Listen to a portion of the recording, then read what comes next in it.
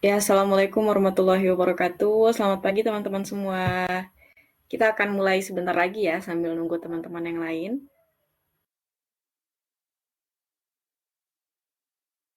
Waalaikumsalam, iya Kak.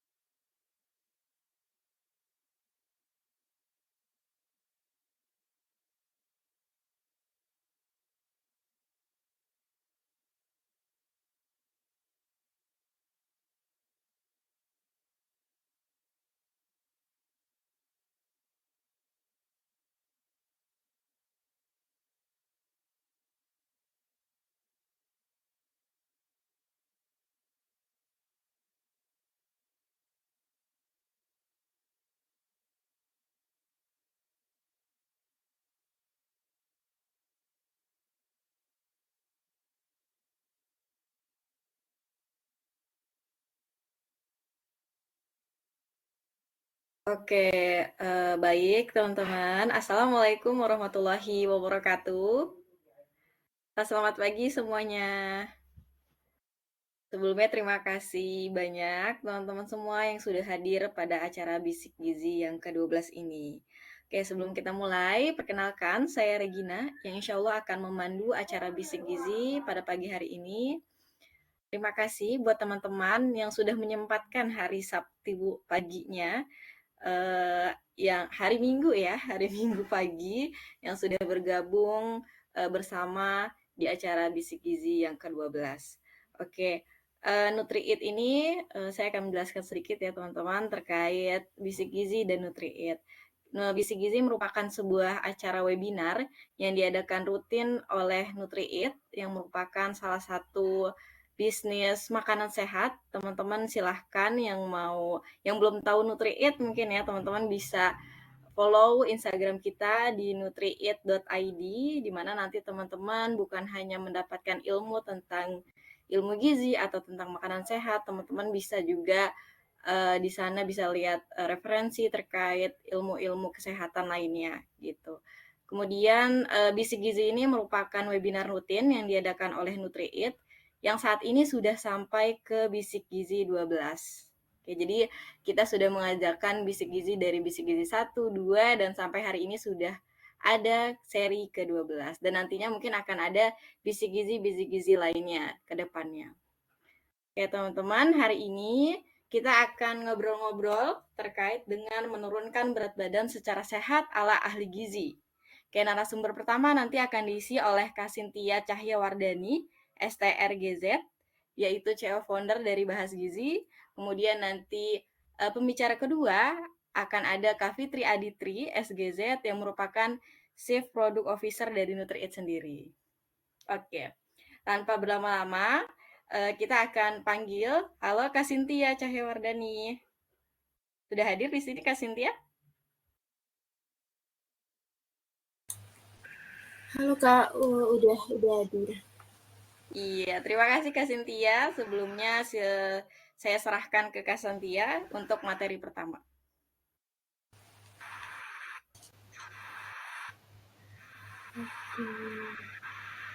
Saya akan share screen ya Kak Cynthia. Iya, terima kasih ya Kak.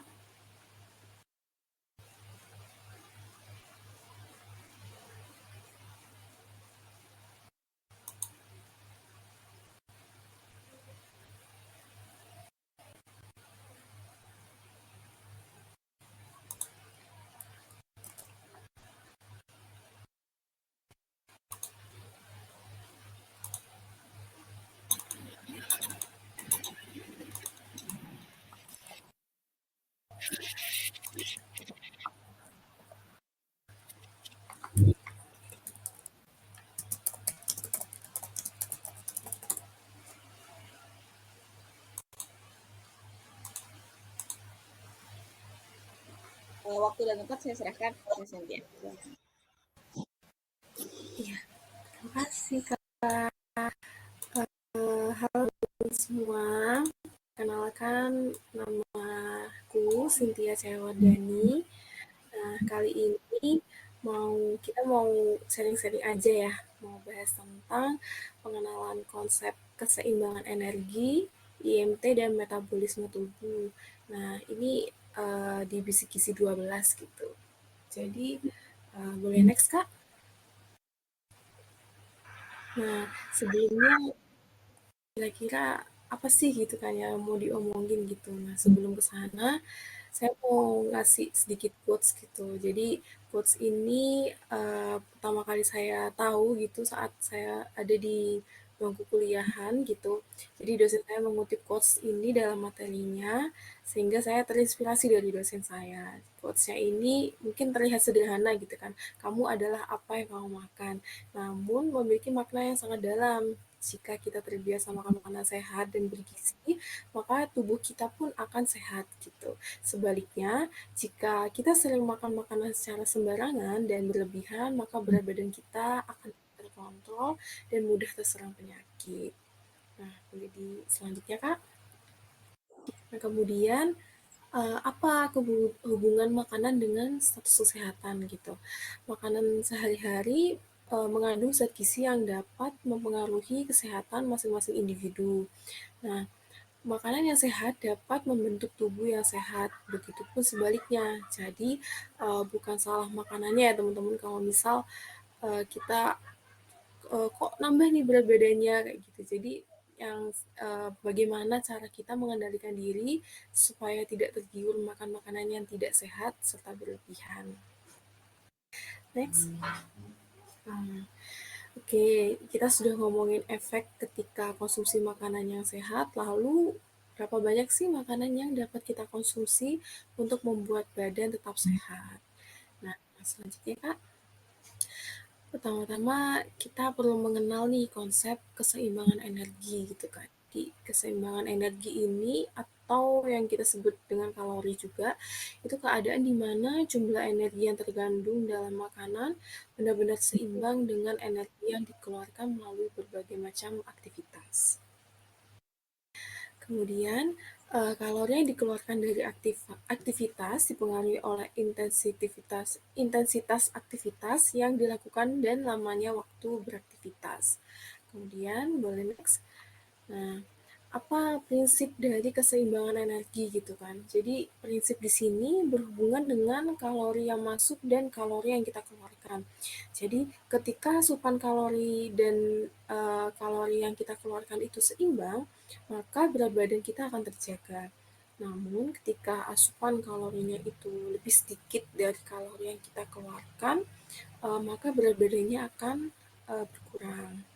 Nah, sebaliknya, ketika asupan kalori ini lebih banyak dari kalori yang kita keluarkan, maka berat badannya akan bertambah gitu. Nah, artinya setiap negara ini mempunyai menu makanan ideal yang berbeda-beda ya teman-teman.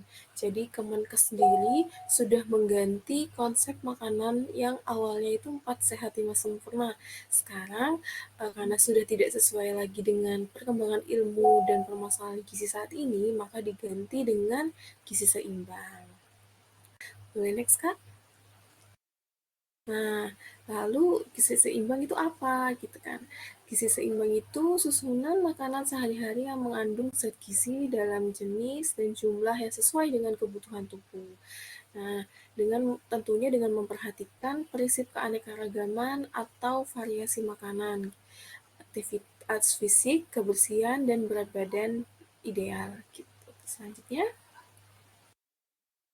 nah, kemudian demi memudahkan masyarakat Indonesia untuk menjalani pedoman gizi seimbang, Kemenkes Indonesia menjelaskan lewat gambar tumpeng gitu. Jadi gambar tumpeng gizi ini tidak hanya berisi panduan sehat, melainkan juga panduan pola hidup secara keseluruhan. Nah, pedoman gizi seimbang ini memiliki 10 pesan terkait dengan makanan bergizi hingga pola hidup bersih. Nah, gambar tumpeng gizi seimbang ini terdiri kalau kita lihat terdiri dari 4 lapisan gitu ya teman-teman, dari puncak tumpeng hingga ke bagian dasarnya yang semakin melebar gitu. Nah, mungkin kita bahas yang dari yang bawah dulu. Jadi di lapisan bawah ini ada makanan, oh, sepertinya sedang ada gangguan dari kakaknya ya.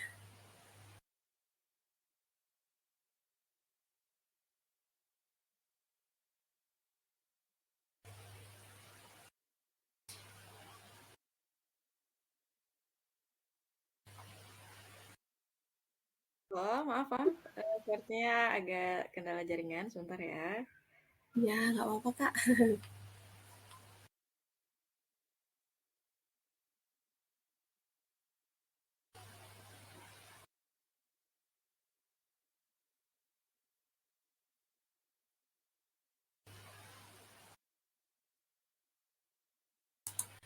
Kita masih yang di gizi, yang tumpeng gizi Kak, masih slide 9.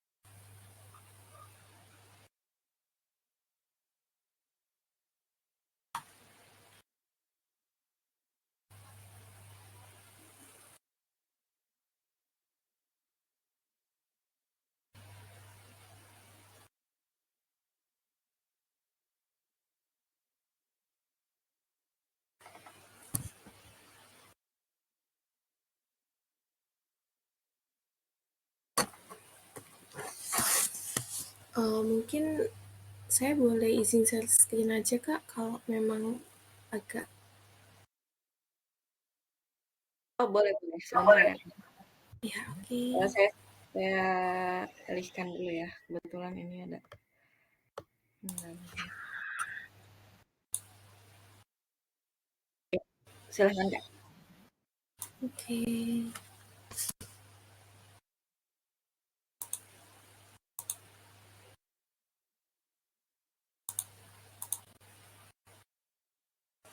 Udah kelihatan belum, Kak?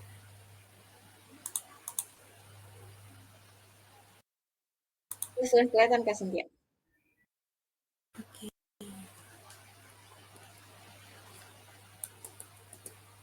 Nah, ini selanjutnya ya, mohon maaf teman-teman, agak ada sedikit gangguan gitu ya. Nah, kita mau bahas dulu nih yang bagian bawah gitu. Jadi di lapisan bawah ini ada makanan pokok. Nah, contohnya itu ada nasi, jagung, singkong, ubi, dan umbi-umbian lainnya gitu. Jadi normalnya porsi makanan pokok yang dianjurkan adalah 3 sampai 4 porsi dalam satu hari. Nah, makanan pokok ini rata-rata masyarakat Indonesia ini biasanya makannya nasi ya teman-teman ya. Jadi kita ambil contoh nasi aja. Jadi porsi satu nasi itu idealnya adalah 100 gram. Nah, sehingga kalau dalam sehari kita butuh 3 sampai 4 porsi, jadi nasinya butuh sekitar 300 sampai 400 gram per harinya. Namun, makanan pokok ini tidak selalu nasi, jadi bisa diganti dengan ubi, singkong, jagung, kentang, dan lain sebagainya. Untuk takarannya berapa itu berbeda-beda ya teman ya, jadi nggak selalu yang, oh kentang itu sama dengan 100 gram gitu, enggak, itu ada takarannya sendiri gitu. Kemudian yang nomor 2 ini ada sayuran dan buah gitu ya di lapisan nomor 2. Menurut data dari Riskesdas, masih banyak penduduk yang tidak cukup mengonsumsi sayur dan buah-buahan. Padahal nih, konsumsi sayuran dan buah-buahan itu merupakan salah satu bagian penting dalam mewujudkan gizi seimbang. Nah, bisa dilihat dari tubuh gizi ini, ya, yang menempati adalah sayuran dan buah-buahan gitu ya teman-teman ya. Jadi, anjurannya sendiri itu kalau yang sayuran itu 3 sampai 4 porsi, sedangkan buah-buahannya 2 sampai 3 porsi dalam satu hari. Nah, kemudian di lapisan ketiga ini ada protein. Nah, protein ini Kak bisa Cynthia, dari protein hewan, ya. boleh di full screen? Kebetulan belum full screen. Oh, ini full screen kayaknya, Kak.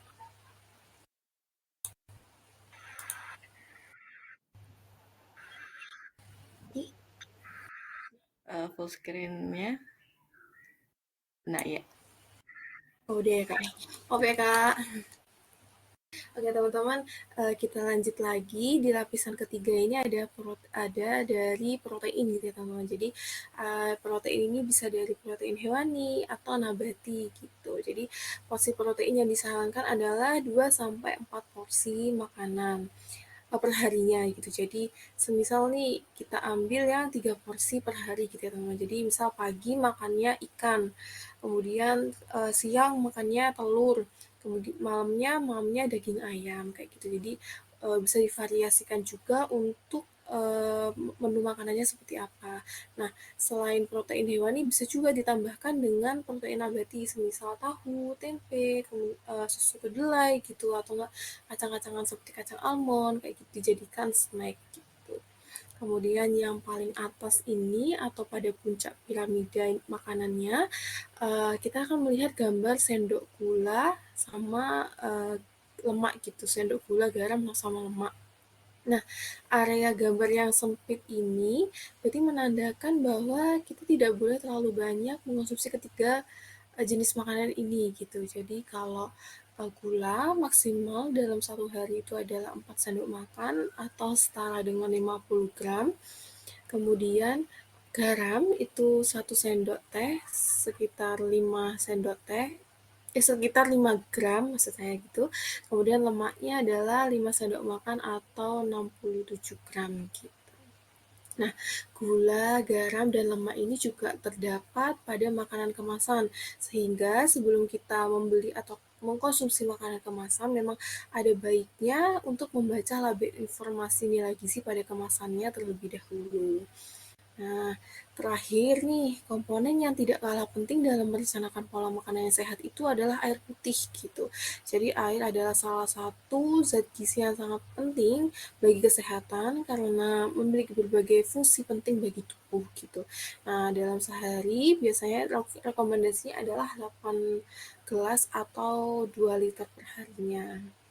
Nah, kemudian selain dari makanan ada beberapa faktor pendukung lain untuk mencapai gizi seimbang, yaitu perilaku hidup bersih dan sehat atau PHBS, kemudian rutin melakukan aktivitas fisik minimal 30 menit setiap hari seperti berjalan, bersepeda, menyapu, senam, gitu ya teman-teman, sama yang terakhir adalah menjaga berat badan ideal. Kemudian kita mau mengenal isi piringku dulu ya teman-teman. Jadi isi piringku ini merupakan pedoman yang disusun oleh Kementerian Kesehatan untuk mengkampanyekan konsumsi makanan yang sesuai dengan pedoman gizi seimbang yang tadi. Jadi kalau bisa dilihat ini kan ada piring nih. Nah, cara menentukannya kita bisa dibagi dua dulu piringnya jadi setengah-setengah. Jadi yang pertama adalah sumber karbohidrat itu 2/3 dari setengah piring.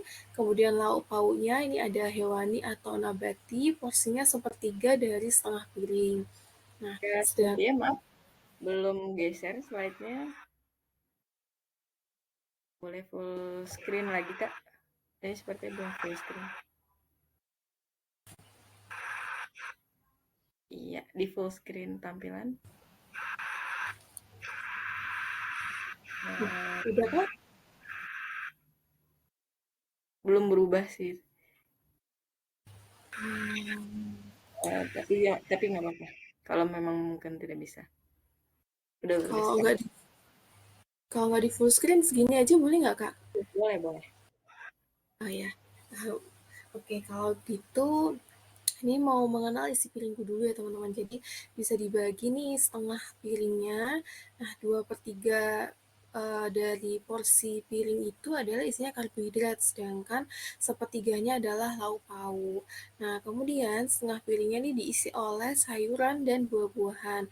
Masing-masingnya ini kalau untuk sayur-sayuran adalah 2/3, sedangkan buah-buahannya adalah sepertiga.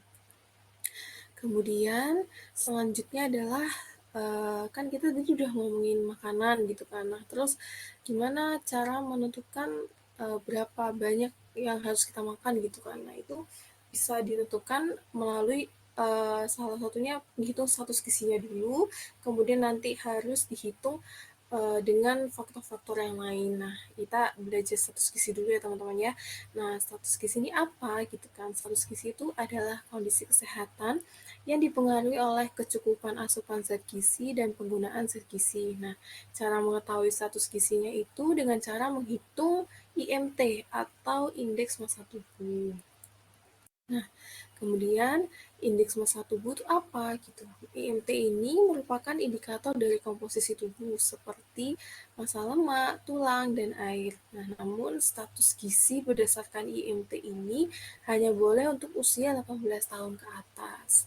Nah, cara perhitungannya adalah dengan cara berat badan dibagi dengan tinggi badan dikalikan tinggi badan. Nah, tinggi badannya ini dalam meter gitu. Nah, sedangkan Kemenkes sendiri sudah mengeluarkan batas ambang untuk IMT di Indonesia. Nah, kategorinya ini ada 3 kategori besar, yaitu ada kurus, normal, sama gemuk. Sedangkan kalau untuk yang kecil-kecilnya ini ada yang pertama kekurangan berat badan tingkat berat. Jadi kalau IMT-nya ini kurang dari 17. Kemudian kekurangan berat tingkat ringan jika IMT-nya 17 sampai 18,4. Nah, normalnya ini ada di 18,5 sampai 25. Kemudian di kelebihan berat badan tingkat ringan ini IMT-nya itu 25,1 sampai 27, sedangkan kelebihan berat badan tingkat berat ini di lebih dari 27. Nah, selanjutnya IMT kita mau belajar cara ngitungnya gitu. Nah, ini misal ada contoh, berat badannya 55 kilo, sedangkan tinggi badannya 160 cm. Jadi perhitungannya adalah 55 kilo ini dibagikan dengan 1,6 dikali 1,6. Didapatkan, ini ada 21,5 IMT-nya. Nah, kalau 21,5 ini termasuk dalam IMT normal, sehingga status gizinya adalah normal.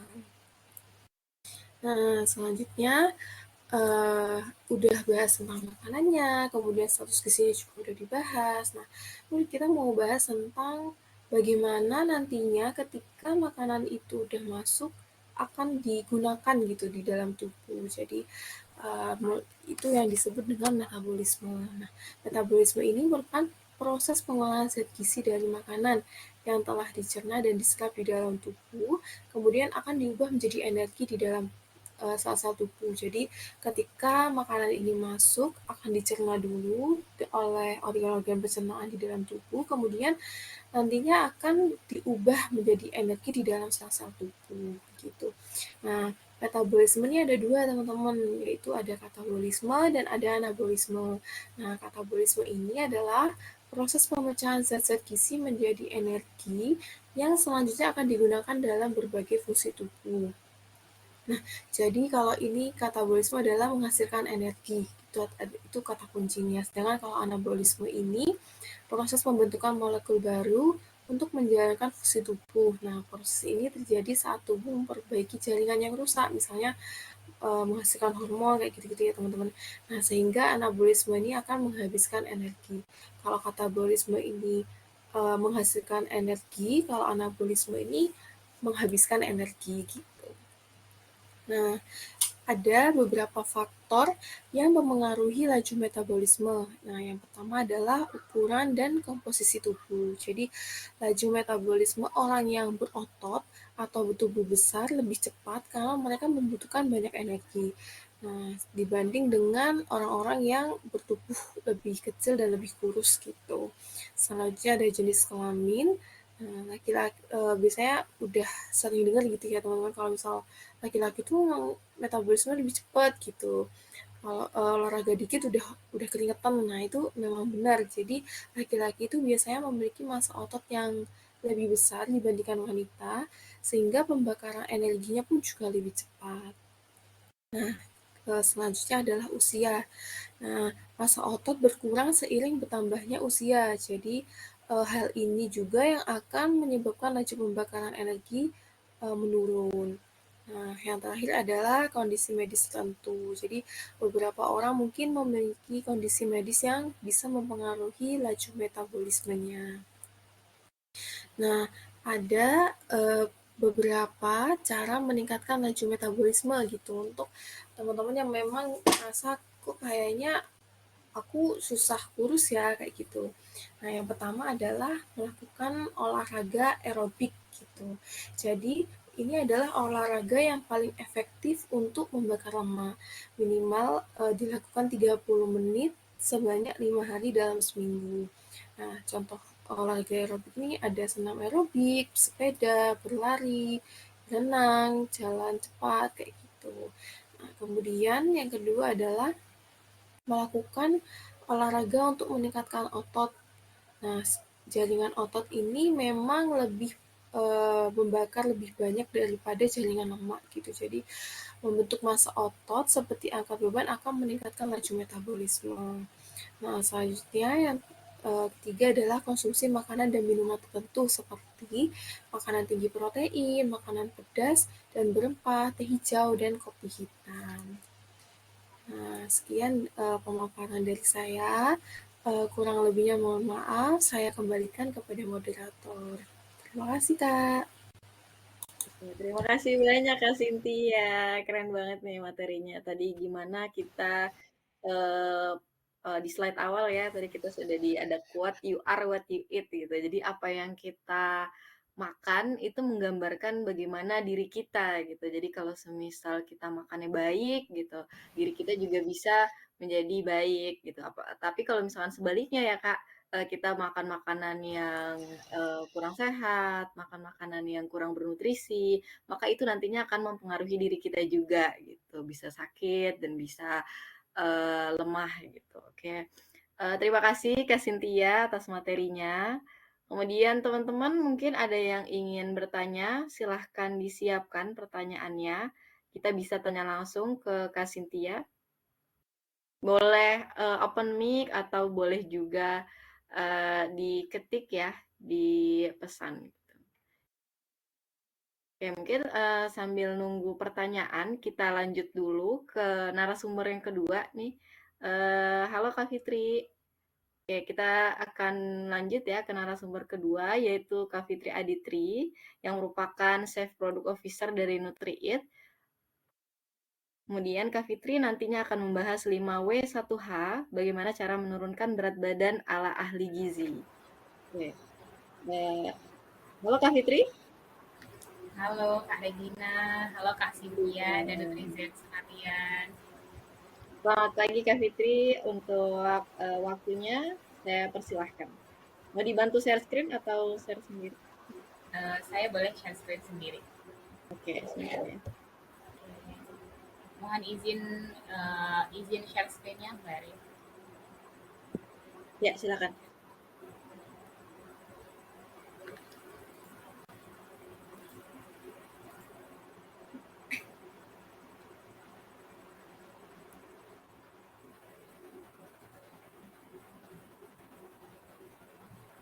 Sudah terlihat ya? Sudah, Kak? Suaranya juga apakah sudah jelas? Sudah sangat jelas. Silahkan diterima. Baik. Bismillahirrahmanirrahim. Assalamualaikum warahmatullahi wabarakatuh. Selamat pagi Nutrizen sekalian. Nutrizen ya, panggilan khusus bagi audiensnya Nutriit. Senang sekali pada hari ini saya berkesempatan untuk sharing dan diskusi dengan teman-teman semua, melanjutkan diskusi dari Kak Cynthia. Dan saat ini saya akan memandu diskusi terkait dengan 5W plus 1H menurunkan berat badan ala ahli gizi. Jadi pada sesi ini kita akan memahami konsep dasar hingga teknis cara menurunkan tiba-tiba diserak ya.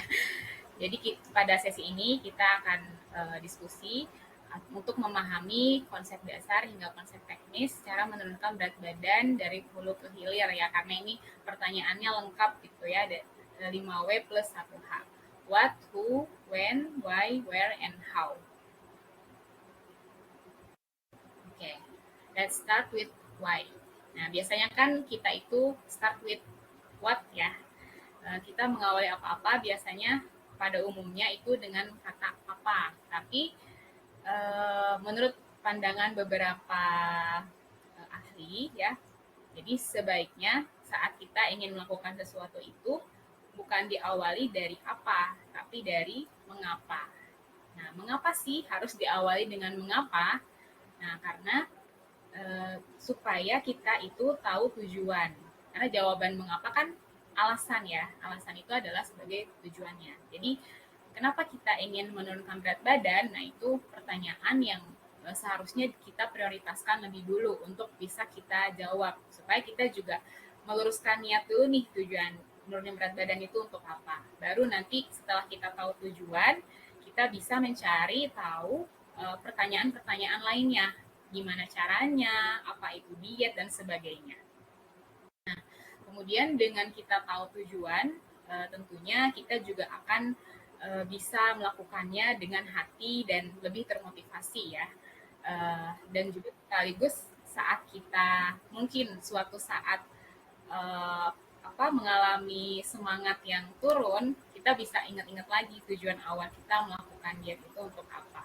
Jadi ibaratnya why factor ini ibarat bahan bakar yang akan memicu kita untuk terus berjuang gitu ya, untuk menurunkan berat badan. Nah, jadi mari kita cari tahu nih why factornya itu apa sih, supaya jadi semangat kita menurunkan berat badan. Nah, kenapa sih kita harus nurunin berat badan? Ini mungkin tentunya khusus untuk orang-orang yang memang uh, kategori indeks massa tubuhnya overweight atau obesitas ya. Jadi kalau bagi teman-teman yang mungkin berat badannya sudah dalam kategori normal, ya sudah tinggal dipertahankan dan ditingkatkan kesehatannya secara keseluruhan gitu. Jadi maksud pertanyaan di sini adalah khususnya bagi orang yang memang sudah overweight atau obesitas. Nah, kenapa sih harus turun berat badan? Jadi yang pertama kita bisa melihat dari segi dampak yang nantinya akan ditimbulkan dari overweight atau obesitas. Jadi, menurut beberapa literatur, overweight atau obesitas ini bisa meningkatkan risiko terjadinya tekanan darah tinggi, kolesterol, diabetes mellitus tipe 2, stroke, penyakit jantung, sampai beberapa jenis kanker. Jadi banyak ya penyakit-penyakit yang bisa ditimbulkan akibat dari overweight atau obesitas tersebut. Nah, bisa jadi orang yang overweight atau obesitas itu saat ini terlihat baik-baik saja, tapi kita tidak tahu ke depannya karena resiko berbagai penyakit yang tadi saya sebutkan itu apa ya ibaratnya menunggu lah, menunggu untuk muncul ke daratan. Jadi harus segera diatasi. Nah, kemudian kenapa juga harus menurunkan berat badan? Karena supaya hidup kita lebih produktif. Maksud di sini produktif adalah dari segi pergerakan juga lebih bebas, kemudian untuk melakukan sesuatu itu tidak mudah lelah gitu ya.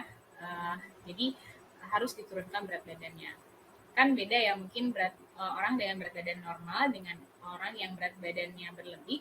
Saat melakukan sesuatu itu orang yang punya berat badan lebih itu harus mengeluarkan effort yang lebih besar gitu untuk bergerak dan untuk melakukan kegiatan lainnya.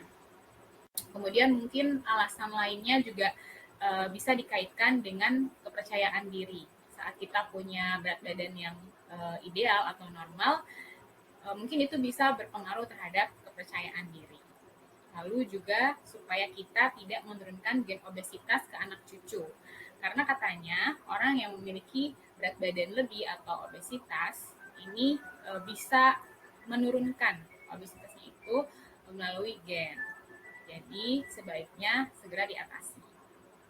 Kemudian bisa dilihat dari beberapa experience orang-orang ya saat orang-orang yang tadinya berat badannya berlebih kemudian berhasil diet sehingga bisa menjadi normal itu cenderung dari segi penampilan atau ya dari segi penampilan itu terlihat sesuai umur atau bahkan terlihat lebih muda. Jadi mungkin itu juga bisa jadi salah satu motivasinya.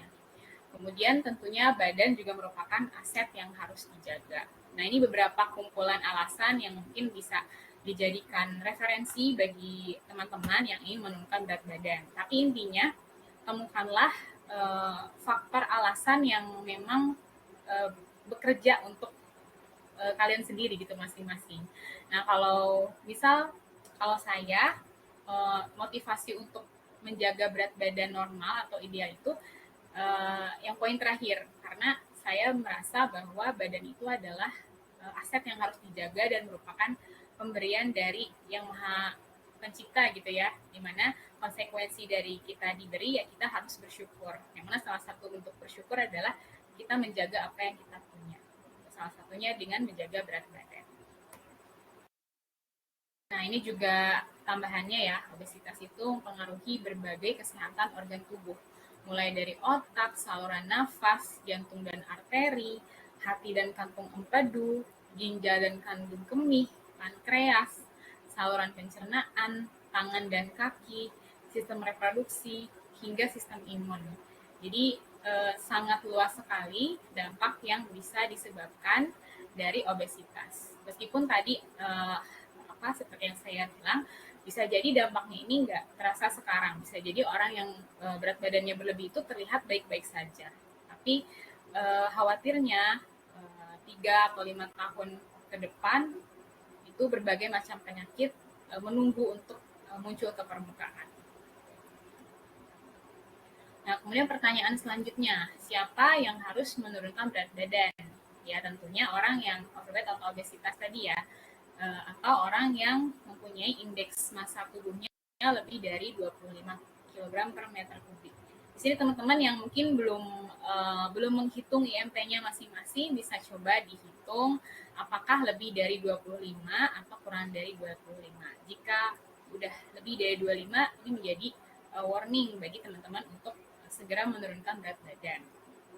Nah, apalagi kenaikan berat badan atau berat badan yang berlebih tadi itu ditandai dengan pertama, lingkar perut bagi wanita lebih dari 80 cm dan bagi pria lebih dari 90 cm. Nah, ini juga bisa dicek nih, bisa jadi salah satu tanda harus segera menurunkan berat badan. Karena kalau lingkar perutnya lebih dari 80 atau 90 itu bisa menandakan obesitas sentral atau obesitas yang terkonsentrasi di perut.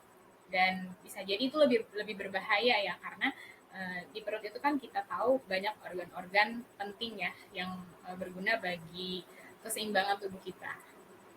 Kemudian tanda selanjutnya mulai nyeri sendi ini, karena sendi kita itu ibaratnya terkena beban yang berat dari berat badan gitu. Jadi udah mulai nyeri sendi, nah itu harus segera diturunkan berat badan. Atau misalnya gampang sesak nafas ya, entah itu misalnya saat beraktivitas atau misalkan saat tidur, nah itu bisa jadi salah satu tanda. Kemudian tanda yang lainnya juga bisa dilihat dari tekanan darah yang tinggi, terus kolesterol tinggi, gula darah tinggi, atau misalkan bagi wanita mensnya itu mulai tidak teratur. Nah itu juga harus jadi perhatian ya, karena mens yang tidak teratur itu bisa disebabkan dari adanya tumpukan lemak itu di dalam tubuh yang mengganggu keseimbangan hormon, yang mana salah satu dampaknya terhadap sistem reproduksi menstruasi ya. Kemudian bisa juga ditandai oleh dengkuran yang semakin keras ya ketika tidur, itu juga bisa jadi salah satu tanda yang mana salah satu penyebab dari mendengkur itu adalah adanya penumpukan lemak di sekitar kerongkongan.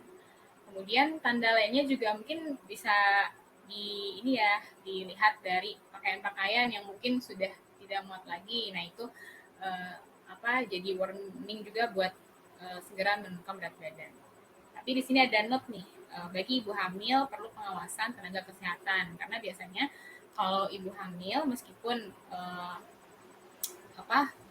berat badannya berlebih, biasanya tenaga kesehatan atau dokter atau ahli gizi itu tidak menyarankan penurunan berat badan saat hamil. Langkah baiknya memang dijaga atau diturunkan berat badannya sebelum hamil gitu. Adapun kalaupun harus menurunkan berat badan, biasanya itu perlu pengawasan yang ketat. Kemudian apa yang harus dilakukan untuk menurunkan berat badan? Nah, apa sih yang harus dilakukan? Mungkin tadi juga sempat dibahas ya oleh Kak Cynthia, jadi kembali lagi ke konsepnya, yaitu konsep keseimbangan energi, di mana saat ingin menurunkan berat badan, ya kita harus menurunkan input energi atau meningkatkan output energi. Nah, menurunkan input energi itu secara konsep ya dengan menurunkan asupan makanan atau kalori. Terus meningkatkan output energi pada dasarnya adalah dengan memperbanyak aktivitas fisik, dan tentunya apabila kita kolaborasikan menurunkan input energi dan meningkatkan output energi, ini bisa membuat dampaknya itu lebih cepat. Kemudian pertanyaan selanjutnya, kapan nih harus nurunin berat badan? Ya, as soon as possible gitu ya, sesegera mungkin. Jangan ditunda gitu ya, jangan misalnya menunggu momen 2024 gitu, atau menunggu awal bulan dan menunggu momen-momen lainnya. Misalkan menunggu nanti aja deh kalau misalnya mau nikah atau sebagainya. Nah, jadi kalau memang sudah IMT-nya sudah di atas 25, ya harus segera diatasi.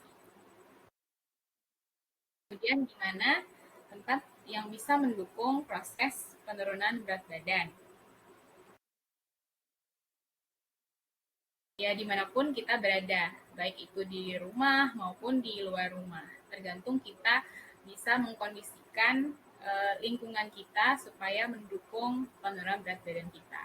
Tapi tentunya untuk menurunkan berat badan itu kita perlu support system ya, mulai dari orang-orang terdekat, terutama mungkin orang-orang yang punya tujuan yang sama dengan kita, ingin menurunkan berat badan. Jadi kita tuh harus cari tahu apa, maksudnya bukan cari tahu, kita harus sebaiknya ngasih tahu ke orang-orang terdekat kita kalau kita lagi program penurunan berat badan, supaya apa? Supaya mereka juga bisa mengkondisikan mereka ya untuk mensupport kita. Apalagi memang orang-orang yang punya tujuan yang sama, jadi kita bisa diet barengan gitu. Jadi find your support system. Kemudian support system lainnya juga bisa didapat dari ahli gizi tentunya yang expert di bidang penurunan berat badan salah satunya ya. Karena saat teman-teman konsultasi dengan ahli gizi, khususnya konsultasi secara personal ya, nantinya ahli gizi itu bisa melakukan proses asuhan gizi mulai dari assessment. Jadi nanti teman-teman dinilai dulu nih kondisinya sekarang itu bagaimana status gizinya, kemudian bagaimana asupan makannya dan sebagainya. Nah, setelah di assessment nanti akan dilanjutkan dengan diagnosis. Pasti misalnya penyebab utama yang menyebabkan teman-teman itu berat badannya berlebih, nah itu nanti didiagnosis oleh ahli gizi. Nah, setelah didiagnosis, nanti ahli gizi juga bisa memberikan intervensi. Intervensi bisa berupa pengaturan jadwal makan, atau misalnya pengaturan aktivitas fisik, dan sebagainya. Kemudian setelah diintervensi, sampai ke di monitoring dan evaluasi. Jadi sebaiknya kalau teman-teman ingin serius gitu ya nurunin berat badan, datanglah ke ahli gizi, karena ahli gizi akan memberikan pelayanan secara personal gitu. Karena kan setiap orang mungkin kondisinya beda-beda ya. Jadi tidak bisa disamaratakan satu sama lain. Termasuk mungkin nanti tips-tips dari saya itu bisa jadi efektif diterapkan di satu orang, tapi di orang yang lainnya itu sulit gitu karena kondisinya berbeda.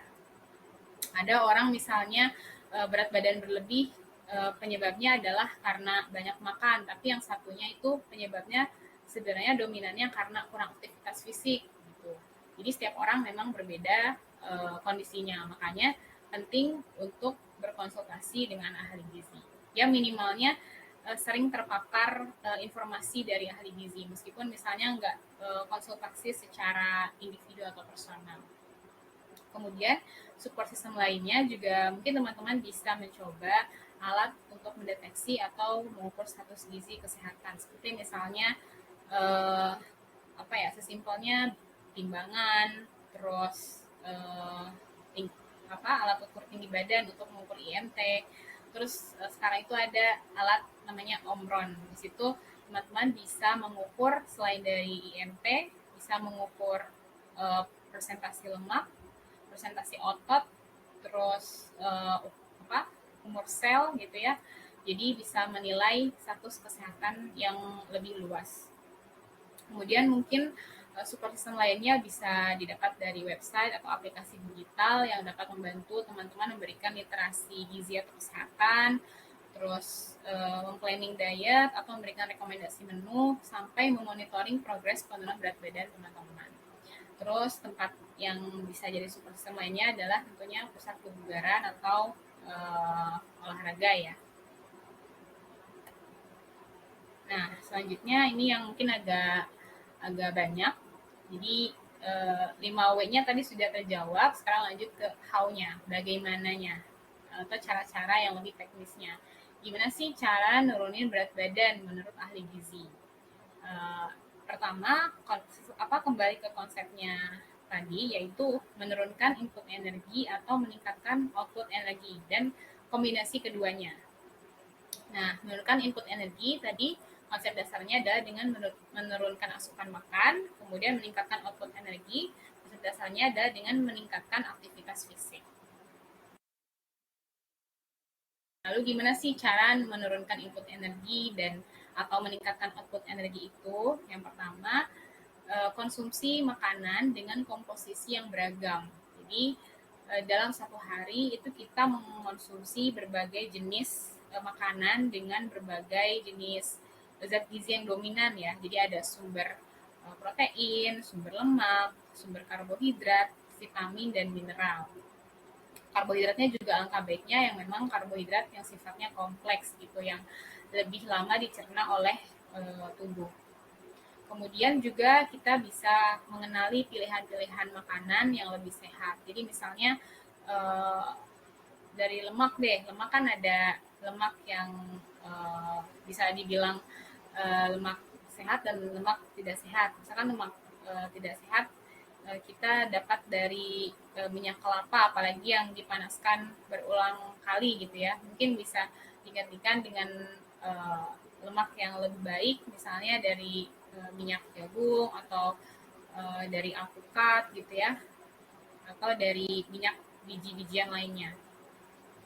Kemudian misalkan daging nih, daging itu kan ada daging yang ada lemaknya, ada yang nggak ada lemaknya. Mungkin bisa mulai memilih daging yang lemaknya sedikit atau nggak ada lemaknya, gitu.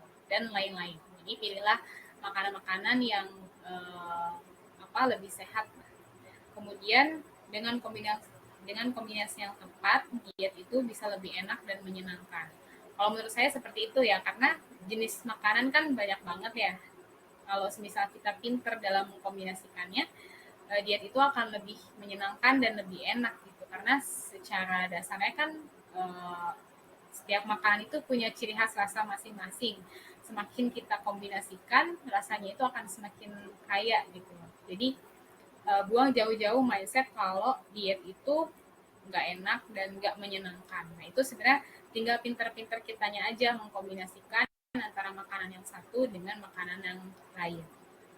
Kemudian tentunya perhatikan porsi ya, khusus untuk orang yang ingin menurunkan berat badan ya tentunya harus ada yang dikorbankan ya, yaitu mengorbankan porsi makan yang tadinya mungkin porsi makannya sekian banyak, itu harus dikurangi secara perlahan. Tuh, harus ada yang dikorbankan. Nah, ini ada namanya piring model T. Tadi mungkin Kak Cynthia juga sempat bahas ya terkait dengan gizi seimbang.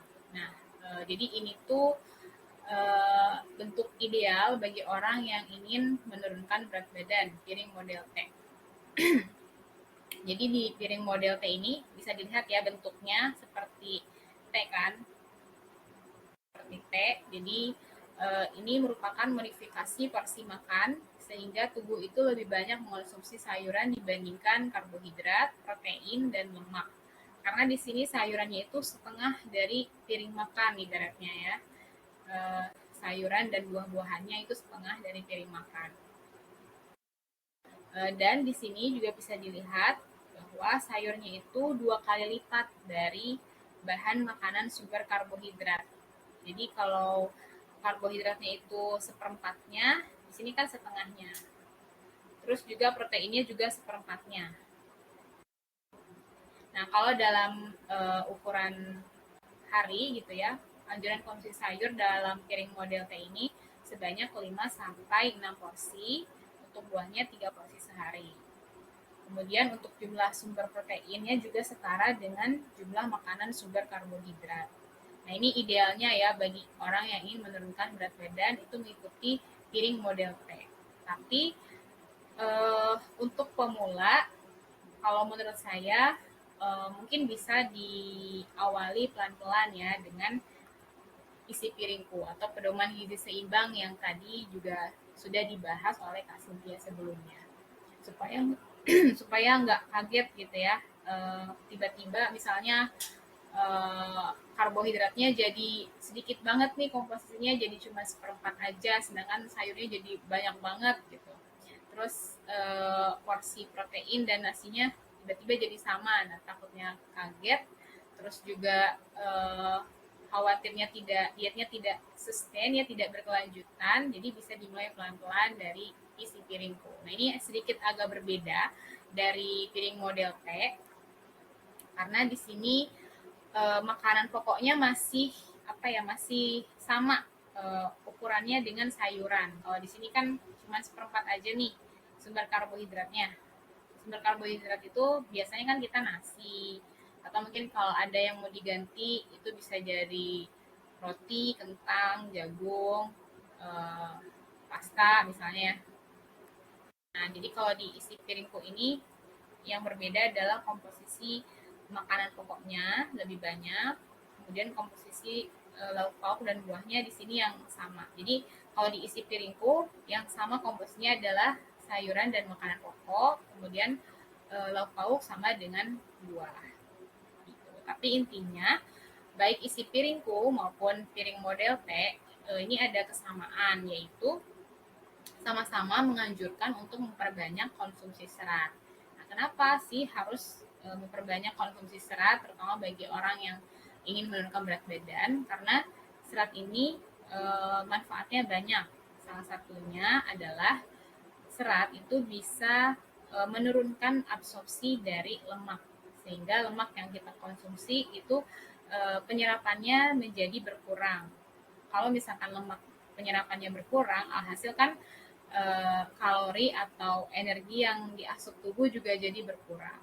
Kemudian serat juga bisa membuat kita itu kenyang lebih lama. Sehingga meskipun secara porsi makan kita kurangi, tapi karena komposisi sayurannya lebih banyak, kita bisa merasa bahwa kita ini tingkat kelaparannya itu sama seperti sebelum diet, itu karena seratnya itu diperbanyak. Kemudian manfaat serat lainnya juga bisa dilihat dari berbagai komponen lain yang dimiliki oleh sayuran dan buah-buahan, seperti antioksidan ya, yang bisa membantu menangkal radikal bebas. Nah, selanjutnya cara untuk menurunkan input energi atau meningkatkan output energi itu dengan cara mengurangi asupan karbohidrat yang dirafinasi. Teman-teman di sini pernah dengar nggak karbohidrat rafinasi? Mungkin kalau biar lebih interaktif bisa juga teman-teman sambil chat ya di kolom chat, biar saling sharing dan tidak satu arah sifatnya. Jadi karbohidrat rafinasi itu adalah karbohidrat yang pengolahannya itu banyak gitu, diulang-ulang sampai menjadi bahannya itu dominannya hanya mengandung karbohidrat. Contohnya di sini tepung-tepungan dan pemanis seperti sukrosa atau sirup. Nah, untuk orang yang ingin menurunkan berat badan, cobalah untuk mengurangi asupan karbohidrat yang dirafinasi ini. Dan ini tuh banyak banget di makanan kita sehari-hari ya, yang dari tepung atau dari sirup. Ini contohnya ada donat, terus contoh lainnya misalnya biskuit, terus gorengan ya. Gorengan itu udah selain tinggi karbo juga tinggi lemak, dan lemaknya juga lemak jahat lagi ya. Terus juga yang sumbernya dari tepung, mie juga termasuk ya. Lalu kue bakery, kue pastry itu kan sumbernya dari karbohidrat yang dirafinasi. Terus juga atau yang berasal dari sirup atau sukrosa ya, pemanis. Ini contohnya saya kasih gambar di sini, boba atau minuman manis. Jadi cobalah untuk mengurangi bagi teman-teman yang ingin menurunkan berat badan. Nah, kenapa sih harus dikurangi asupannya? Ya, karena karbohidrat yang dirafinasi itu umumnya hanya mengandung karbohidrat saja gitu ya, dan rendah serat, vitamin serta mineral. Kemudian biasanya kan rasanya itu manis ya, dan rasa manis itu cenderung nafsu makan kita itu meningkat, jadi nggak cukup hanya makan sedikit saja. Nah, saat kita makan berlebih kan berarti asupan energi juga banyak. Kemudian makanan-makanan atau minuman-minuman manis yang dikonsumsi secara rutin ini bisa menurunkan level insulin, sehingga kalau level insulinnya sudah turun, penyerapan glukosa juga tidak efektif, yang mana nantinya bisa mengarah ke penyakit diabetes mellitus. Kemudian karena dia rendah serat, nah makanan-makanan yang terbuat dari karbohidrat yang dirafinasi ini cenderung membuat cepat lapar, padahal kalorinya itu banyak. Gitu. Kemudian di sisi lain, tepung juga tidak ramah bagi orang yang memang memiliki intoleransi gluten. Ya. Mungkin bagi sebagian orang ini aman, tapi bagi orang yang punya intoleransi gluten ini sebaiknya dihindari malah ya, karena akan menimbulkan berbagai ketidaknyamanan seperti ketidaknyamanan di sistem pencernaan atau gatal-gatal pada kulit. Kemudian cara untuk menurunkan input energi dan meningkatkan output energi lainnya adalah bergerak lebih aktif. Karena dengan bergerak itu tadi kita bisa meningkatkan output energi. Nah, kalau untuk orang yang ingin menurunkan berat badan, biasanya latihan yang sifatnya resisten seperti angkat beban ini bisa jadi pilihan yang baik untuk menurunkan berat badan karena latihan jenis ini itu bisa meningkatkan laju metabolisme. Tapi kalau kita lihat memang agak berat ya, kita mungkin apabila mengawali aktivitas fisik dengan berat dengan angkat beban, terutama bagi orang-orang yang pemula gitu. Nah mungkin kita bisa mengawali pergerakan lebih aktif kita itu dengan aktivitas-aktivitas yang memang mudah atau kita sukai. Kemudian secara konsisten itu kita tingkatkan. Misalkan belum sanggup nih angkat beban, ya mungkin kita bisa olahraga yang sifatnya aerobik seperti senam atau lari gitu ya. Atau misalnya belum sanggup juga nih lari atau senam, ya mungkin bisa dimulai dari beres-beres rumah. Intinya konsepnya adalah bergeraklah lebih aktif gitu ya, jangan menerapkan sedentary lifestyle atau nggak bergerak gitu, kurang gerak. Jadi bergeraklah lebih aktif dan tentunya harus ditingkatkan secara perlahan sampai mungkin bisa angkat beban gitu ya, karena tadi angkat beban itu efektif untuk meningkatkan laju metabolisme. Ya ini cara-cara lainnya. Jadi yang 3 poin tadi itu adalah 3 poin utama. Konsumsi makanan dengan komposisi beragam, kemudian kurangi asupan karbohidrat yang dirafinasi, dan bergerak lebih aktif, itu poin yang utama. Kemudian poin-poin lainnya, misalnya kita bisa mengurangi proses food atau makanan-makanan yang banyak melalui proses ya, seperti makanan-makanan kemasan, terus jajanan-jajanan junk food, gitu ya, itu dikurangi sebaiknya. Kemudian mungkin kita bisa nyetok camilan-camilan yang lebih sehat di rumah. Jadi ibaratnya kita mengkondisikan lingkungan kita dengan dengan baik supaya saat kita lapar ya kita makannya ya makanan yang memang ada. Karena kan gitu ya realitanya saat kita makan itu saat kita lapar kita kan pengen makan. Nah saat kita pengen makan ya kita sebenarnya mencari makanan yang ada di sekitar kita nggak sih? Jadi ya buatlah lingkungan atau makanan yang ada di sekitar kita itu makanan-makanan yang sifatnya pilihannya itu lebih sehat. Jadi mungkin bisa mulai dari stok camilan atau makanan yang lebih sehat. Kemudian kurangi asupan gula dan minyak. Ini sudah pasti ya, karena gula dan minyak itu ada batasan perharinya. Tadi juga Kak Cynthia sudah jelaskan berapa batasan asupan gula, kemudian asupan minyak, termasuk juga garam sebaiknya dikurangi. Kemudian cukupi kebutuhan air, karena air ini membantu proses metabolisme. Jadi jangan lupakan air, meskipun pada dasarnya untuk nurunin berat badan ya kurangi porsi makan atau meningkatin aktivitas fisik, tapi jangan lupa air, kecukupan air juga penting. Atau misalnya cara lainnya kita bisa menerapkan intermittent fasting ya. Ini ada berbagai metode yang bisa kita gunakan. Ada metode 5:2, 12:12, terus 16:8 atau puasa. Ini apa maksudnya? Kalau metode 5:12 itu 5 hari kita makan seperti normal, kemudian 2 hari makan makanan yang energinya rendah. Itu ada metode 5:2.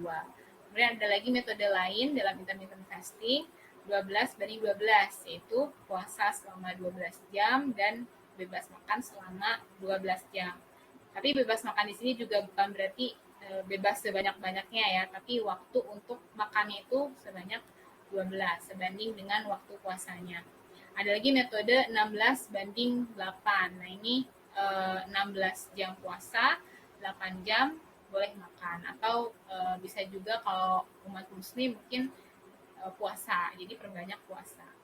Saya kurang tahu ya kalau kepercayaan lain apakah ada puasa juga atau seperti apa. Tapi intinya ini bisa jadi salah satu strategi untuk menurunkan berat badan. Manfaat puasa yang lainnya juga banyak, seperti misalnya bisa menurunkan kejadian kanker dan bisa meningkatkan kesehatan secara keseluruhan. Kemudian sesekali juga bisa kita menghitung jumlah kalori yang kita asup per hari, atau misalnya melakukan food journaling. Jadi kita evaluasi nih dalam sehari ini kita udah makan apa aja, terus besoknya ditulis lagi dan seterusnya. Kemudian nanti dilihat pola makan itu udah lebih baik nggak sih dari hari ke hari. Nah, mungkin bisa kita analisis dari food journaling. Jadi kita menuliskan apa saja yang kita makan, apa saja yang kita minum dalam rangka menurunkan berat badan. Terus strategi lainnya juga bisa dengan memilih ukuran piring yang lebih kecil, karena katanya dengan memilih ukuran piring yang lebih kecil secara psikologis itu membantu otak kita untuk menginstruksikan kepada badan kita supaya udah nih stop, udah cukup gitu saat makanannya memang sudah habis dalam piring kecil tadi. Kemudian strategi lainnya juga kita bisa menerapkan mindful eating. Jadi kita meningkatkan kesadaran apa yang kita makan, terus lebih memahami esensi dari makanan, terus lebih mindful lah, lebih sadar apa yang kita makan, terus untuk apa kita makan, terus kenapa kita menurunkan berat badan dan sebagainya. Terus bisa juga dengan mengonsumsi probiotik seperti yogurt, pisang, tempe, itu makanan-makanan yang tinggi kandungan probiotik, atau prebiotik juga kan bekerja secara simultan lah ya, probiotik dan prebiotik. Jadi mulai konsumsi probiotik atau prebiotik. Kemudian yang tidak kalah pentingnya adalah tidur yang cukup. Karena dengan tidur yang cukup, tubuh kita bisa meregulasi berbagai hormon, berbagai kegiatan metabolisme tubuh dengan baik. Mungkin salah satu contohnya juga saat kita misalnya begadang, itu bisa membuat kita lapar lagi, sehingga misalnya yang harusnya makan 3 kali sehari jadinya 4 kali sehari karena kita begadang dan kita merasa lapar. Terus habis itu belum lagi habis makan tengah malam kita tidur lagi. Nah itu sebaiknya dihindari hal-hal yang seperti itu. Jadi juga selain kita memperhatikan asupan makanan dan aktivitas fisik, hal-hal lain seperti tidur cukup dan cukupi kebutuhan air tadi juga sangat penting. Nah, ini sedikit quotes ya. Focus on changing your lifestyle. Dieting is one of those things that almost always fails in a long term. Jadi banyak orang yang menurunkan berat badan, tapi biasanya itu tidak sustainable, tidak berkelanjutan dalam jangka waktu lama, ya. Atau in fact, people who diet tend to gain more weight over time. Jadi setelah misalnya dia diet, kemudian mungkin menyerah di tengah jalan, setelah diet itu ternyata bisa ningkatin berat badan yang lebih lagi dari berat badan sebelumnya. Atau mungkin teman-teman bisa pernah mendengar istilah yoyo syndrome. Jadi yoyo syndrome itu istilah untuk orang yang menurunkan berat badan Tapi ternyata setelah beberapa saat dia nurunin berat badan dan dia kembali ke pola yang sebelumnya, itu ternyata berat badannya lebih besar ternyata. Gitu. Jadi jangan sampai seperti itu. Jadi fokusnya adalah bukan hanya pada losing weight atau penurunan berat badan saja, tapi adalah lebih ke supaya kita itu merubah pola hidup kita dan daily movement kita. Jadi bukan hanya fokusnya pada penurunan berat badan, tapi kesehatan secara keseluruhan. Mungkin itu saja yang bisa saya sampaikan. Jika teman-teman ada yang ingin didiskusikan atau misalnya sekarang belum kepikiran, nanti baru kepikiran, boleh hubungi saya via media sosial. Terima kasih. Saya kembalikan ke Kak Regina. Oke, terima kasih banyak Kak Fitri atas materinya. Tadi bahas 5W dan 1H, gimana menurunkan berat badan ala ahli gizi ya. Tadi udah dibahas dari hulu sampai hilir ya, dari alasannya why gitu sampai how, bagaimana caranya kita maintain untuk menurunkan berat badan.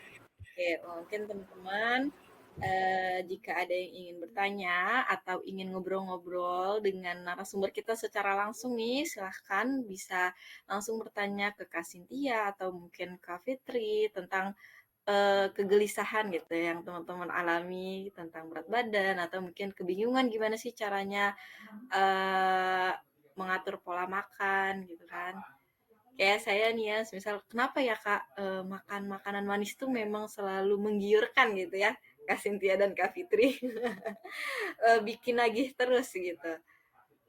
Mungkin kakak-kakak di sini, kakak Cynthia atau Kak Fitri, tahu gak sih alasannya kenapa kalau kita makan manis itu selalu pengen-pengen terus gitu. Kalau kita minum manis juga gitu.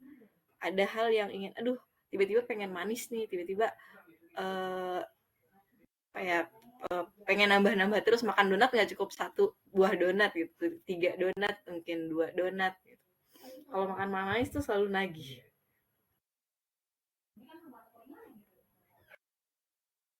Dari kakak-kakak ahli gizi ini kenapa ya sebabnya makan makan manis ini selalu bikin nagih? Mungkin bisa bantu jawab nih pertanyaan saya. Oke, Kak Fitri mau izin jawab dulu ya, Kak. Nah, jadi bagus banget ya, Kak, pertanyaannya. Kenapa kok kalau makan makanan manis tuh pengen nambah terus gitu kan? Minum es boba nggak cuma cukup 1 gelas gitu.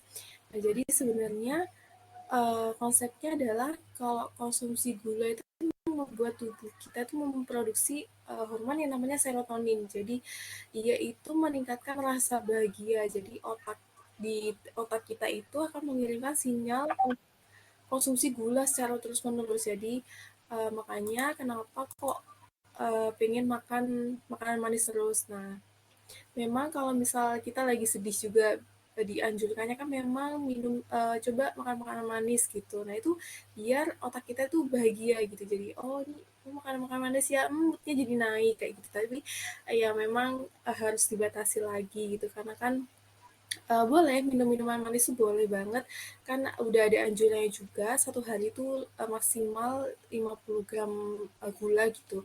Tapi agak boleh berlebihan gitu karena kalau udah berlebihan ya itu bisa meningkatkan beberapa macam penyakit obesitas, diabetes mellitus juga dan penyakit-penyakit tersebut tuh sudah mulai menyerang usia-usia 20 tahunan gitu. Jadi nggak cuma menyerang usia 40 tahunan atau lansia, justru sekarang banyak-banyaknya di usia masih 20 tahunan gitu. Terima kasih Kak. Mungkin Kak Fitri mau menambahkan? Oke. Saya izin menambahkan saja, tadi sudah sepakat dengan jawabannya Kak Cynthia. Jadi memang karena makanan manis itu mungkin enak aja ya, jadi pengen karena enak, jadi pengen dikonsumsi secara lebih banyak gitu. Tapi harus ingat lagi tadi terkait dengan anjurannya. Tapi yang mungkin bisa teman-teman pahami bahwa sense lidah kita terhadap suatu rasa itu bisa dilatih secara perlahan. Jadi misalkan kita itu menganggap makanan atau minuman itu manis, misalkan kalau mencapai levelnya itu 2 sendok. Nah, saat kita biasakan untuk diturunkan rasa manis itu atau jumlah dari pemanisnya, nanti lama-lama lidah kita juga bisa terbiasa bahwa level manis itu ternyata bisa cukup di 1 sendok aja gitu.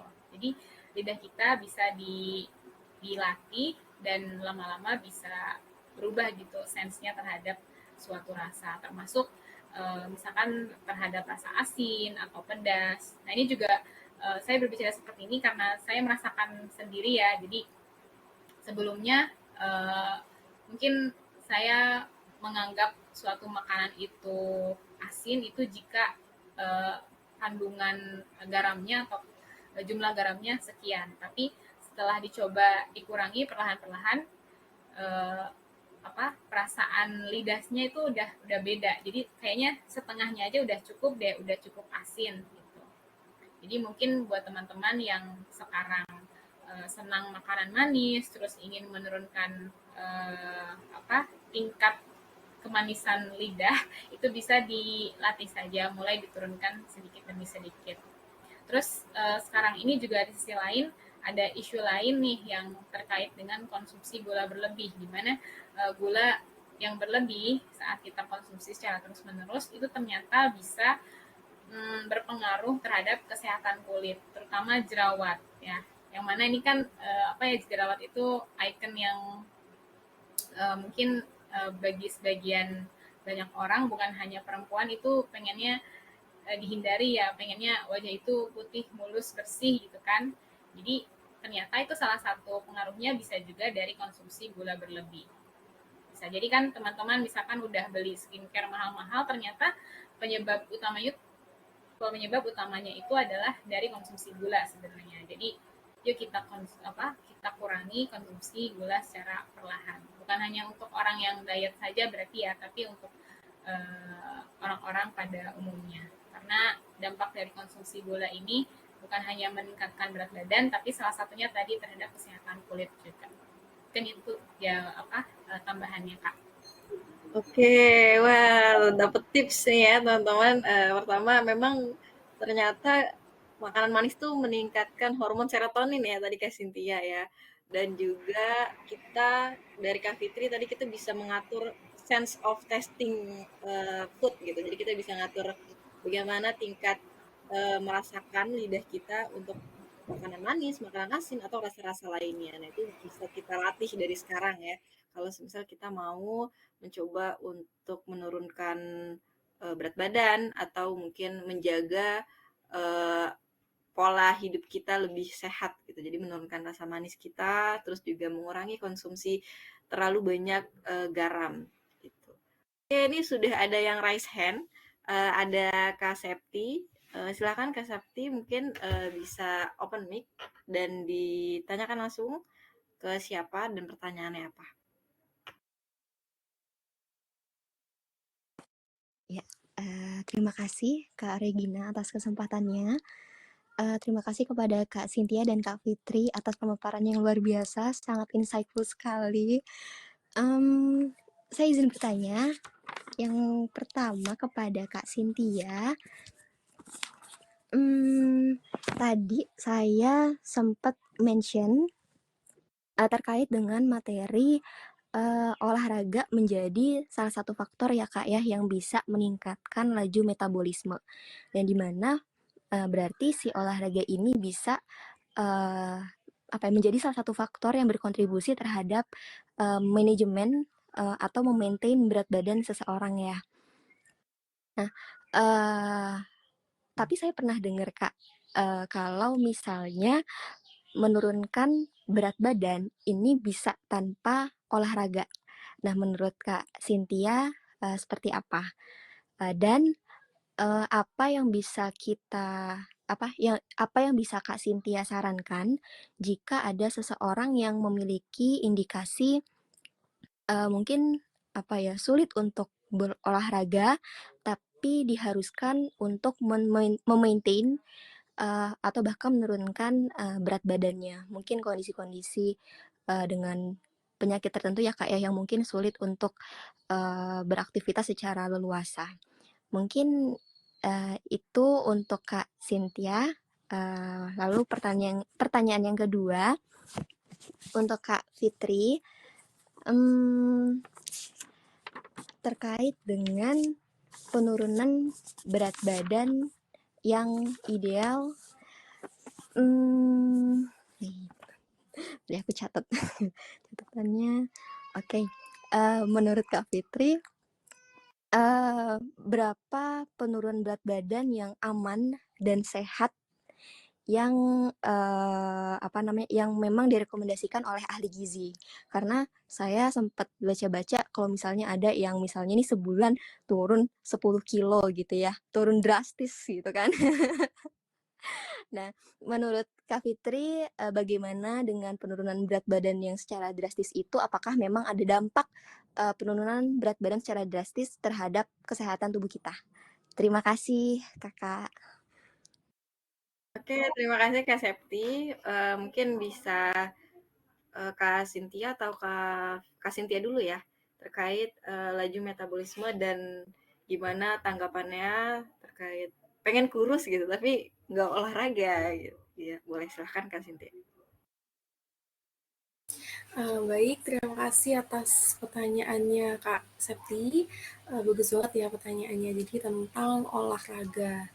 Nah, tadi memang salah satu cara untuk meningkatkan laju metabolisme adalah olahraga. Nah, dan di pedoman gizi seimbang pun sudah disebutkan bahwa kita tuh diharuskan untuk olahraga gitu atau melakukan aktivitas fisik gitu ya. Nah, jadi memang banyak sih pertanyaan terkait pengen kurus tapi nggak usah olahraga bisa nggak sih gitu kan, memang banyak.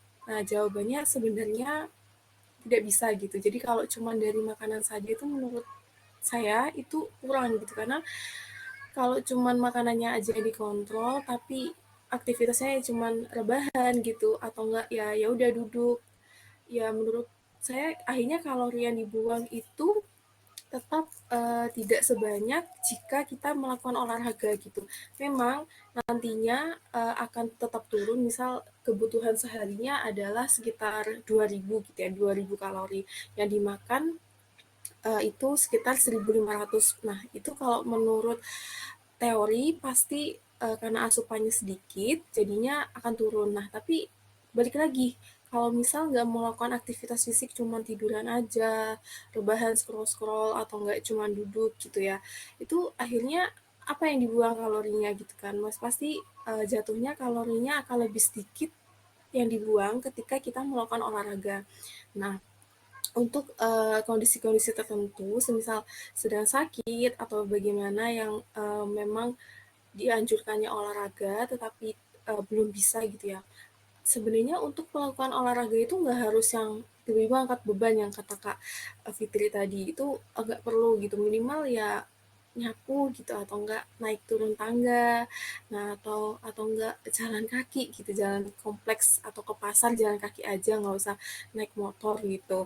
Kalau enggak nyapu ngepel itu kan salah satu aktivitas fisik, cuci baju itu udah membuat tubuh kita tuh bergerak. Setidaknya dalam sehari kita tuh membuat tubuh kita bergerak, jadi nggak cuman diem aja, akhirnya apa yang bisa dipakai otot-otot juga akan lemah gitu. Jadi percuma kalau misal kita turun nih berat badannya tapi akhirnya badannya kinyur-kinyur gitu ya Kak, jadi agak kurang berotot, agak kurang sekel gitu badannya. Nah, itu kan akhirnya juga nggak bagus. Jadi memang untuk menurunkan berat badan itu memang harus seimbang. Jadi ada yang dimasukkan, ada yang dikeluarkan juga. Nah, yang dimasukkan itu makanan, jadi kita mengeluarkannya juga dalam bentuk olahraga atau aktivitas fisik, begitu Kak Septi.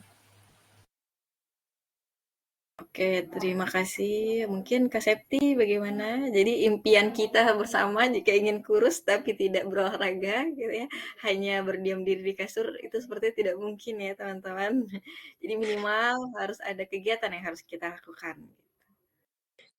Baik, sudah sangat jelas Kak Cynthia. Terima kasih. Berarti memang harus olahraga, semangat olahraga. Ya Semangat! minimal jalan kaki ya. Kita olahraga bisa jalan kaki rutin.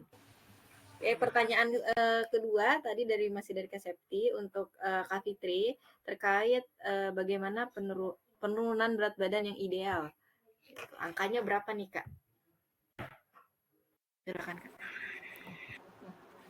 Terima kasih kepada Kak Septi sebelumnya, pertanyaan yang bagus, yang saya juga belum jelaskan sebelumnya ya, padahal ini salah satu aspek penting sebenarnya yang harus disampaikan. Jadi untuk program penurunan berat badan, kalau dari rekomendasi ahli gizi biasanya merekomendasikan untuk kalorinya dikurangi sekitar 500 kilokalori. Jadi semisal kalau kebutuhan teman-teman bisa dikatakanlah 2000, biasanya dikurangi 500 kilokalori. Jadi dalam sehari itu konsumsinya 1500 kalori. Kemudian penurunan berat badannya berapa? Nah biasanya itu kalau diturunkan 500 kalori, untuk penurunan berat badannya mencapai setengah kilo atau 1 kilo per minggu. Jadi dalam 1 bulan itu turunnya hanya 2 sampai 4 kilo ya. Dan jika lebih dari itu, khawatirnya nanti ada efek-efek lain yang bisa ditimbulkan. Seperti misalnya ketidakseimbangan elektrolit atau misalnya kekurangan sumber zat gizi tertentu sehingga membuat kita lemas, terus kurang konsentrasi dan sebagainya ya. Jadi penurunan berat badan yang sehat itu kembali lagi harus didapat dari makanan yang secara kombinasinya itu sudah lengkap. Jadi maksud diturunkan di sini tuh kalorinya diturunkan, tapi untuk kombinasi jenis makanannya itu tetap sama, hanya porsinya aja diturunkan. Kemudian apalagi ya yang terkait dengan jumlah penurunan. Tadi kayaknya ada yang ingin saya sampaikan tapi lupa. Ya mungkin dari Kak Septi dulu ada yang ingin ditanggapi. Iya, bagaimana Septi mungkin?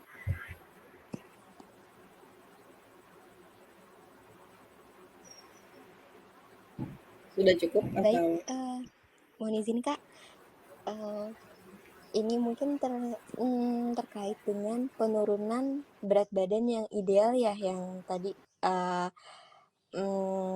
kan banyak ya kayak misalnya hal-hal yang tersebar di media sosial ya terkait dengan penurunan berat badan, sebulan turun 10 kilo gitu. Nah ini menurut Kak Fitri atau kakak ahli gizi bagaimana, apakah memang itu baik atau memang seperti apa gitu, dan penurunan berat badan yang direkomendasikan misalnya dalam beberapa periode ya, misalnya dalam sebulan atau dalam beberapa minggu itu idealnya berapa kilogram turunnya gitu. Oke, jadi terkait dengan penurunan yang drastis ya, bagaimana pandangan dari ahli gizi? Yaitu tadi untuk penurunan berat badan yang bisa dibilang sehat dan normal, ya kisarannya hanya sekitar 2 sampai 4 kilo per bulan dengan penurunan kalori per hari rata-rata 500 kilokalori. Jadi untuk apalagi untuk pemula jangan langsung diturunin misalkan langsung 1000 kalori atau 1500 kalori ya, khawatirnya nanti meskipun misalnya berat badannya turun tapi kesehatannya lemah ya gimana. Nah jadi itu yang perlu jadi perhatian, makanya jangan diet terlalu ekstrim karena khawatirnya tuh kita dapat penurunan berat badan tapi dampak yang lainnya ternyata lebih besar gitu secara kesehatan. Dan kenapa harus nurunin berat badan secara sehat, salah satunya supaya dietnya itu sustain gitu, berkelanjutan, jadi nggak membuat kita kapok.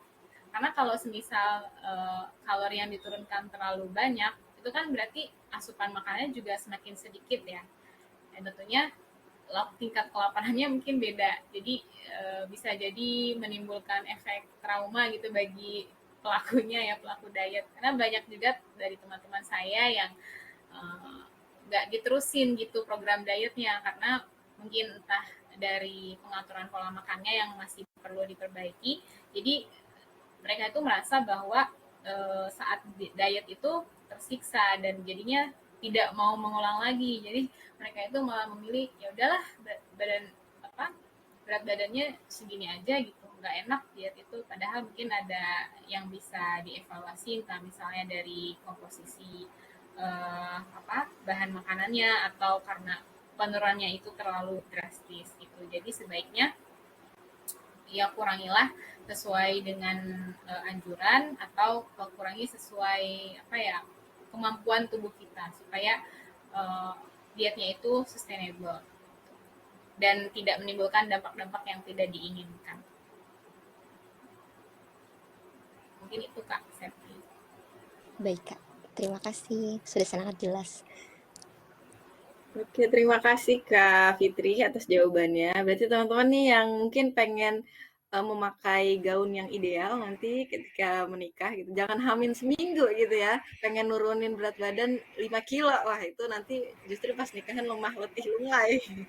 Jadi kalau bisa mulai di maintain berat badannya mulai hari ini, mulai saat ini gitu. Jangan nanti hamil seminggu, aduh pengen nyobain gaun yang pas nih, harus turun 5 kilo. Wah, itu berat dan susah, takutnya bikin trauma untuk diet kembali. Oke, ada pertanyaan lagi nih kakak-kakak dari chat, mungkin saya bacakan ya. Dari Ashifatu, Kak ada nggak tips yang nggak suka sayur, tapi mau nurunin BB? Buah aja boleh nggak gitu, jadi 5 porsi sehari. Dan ntar tinggal kasih suplemen sayur aja. Gitu. Gimana nih menurut Kak Cynthia dan Kak Fitri? Mungkin silakan Kak Cynthia dulu. Baik, tadi pertanyaannya dari Kak siapa ini ya? Oh ya, Kak Ashifa tuh. Nah,